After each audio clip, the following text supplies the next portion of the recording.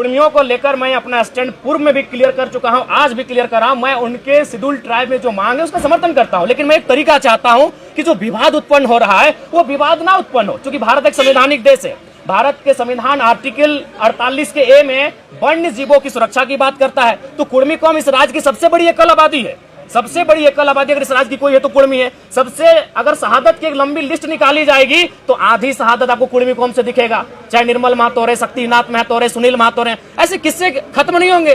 तो वो कौम जिसने इस राज्य को बनाने के लिए अपना लहू तक बहाया है, वो कौम जिसकी जमीनों पे टाटा है। अरे भाई, आज आपके कोई ना कोई रिलेटिव टाटा में जॉब करते हैं तो जानिए वो जमीन कुर्मियों की है, चाहे टाटा घाटो रहे, टाटा जमाडोबा रहे या टाटा सिजवा रहे। आप नहीं करते, आपके मौसा करते हैं, मामा करते हैं, फूफा करते हैं, वो जॉब कुर्मियों की जमीन पर है अगर आप टाटा में करते हैं। क्योंकि टाटा की 95% जमीनें जहां खनन का कार्य होती है वो कुर्मियों की है, चाहे टाटा घाटो रामगढ़ रहे या टाटा जमाडोबा धनबाद रहे या टाटा सिजवा धनबाद रहे।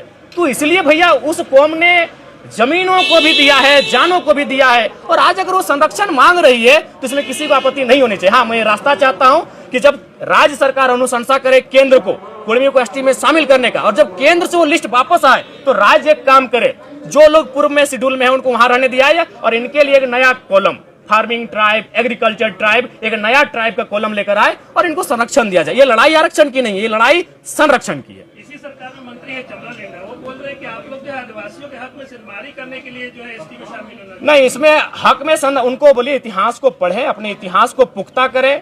1931 जब अंग्रेजों का अंतिम जनगणना हमारे सामने प्रस्तुत हुआ था, उसमें 12, एक शायद घासी को हटाया गया और कुर्मी को, बाकी 11 लोग आज शेड्यूल ट्राइब में है, यानी 13 लोगों के साथ कुर्मी शेड्यूल ट्राइब, उसमें शेड्यूल ट्राइब नहीं था, उसमें प्राइमिटिव ट्राइब नाम था, उस सूची में सम्मिलित थे। बिल्कुल, सरना कोड का हम बिल्कुल समर्थन करते हैं। एक आदिवासी कौम, चूंकि इस राज्य का निर्माण ही एक आदिवासी राज्य के रूप में हुआ है और आदिवासियों की भावना सरना धर्म कोड पे आधारित है, अतः उनका इस धर्म कोड की मांग को सरकार पुरजोर तरीके से लागू कराने के लिए पहल करे। धन्यवाद।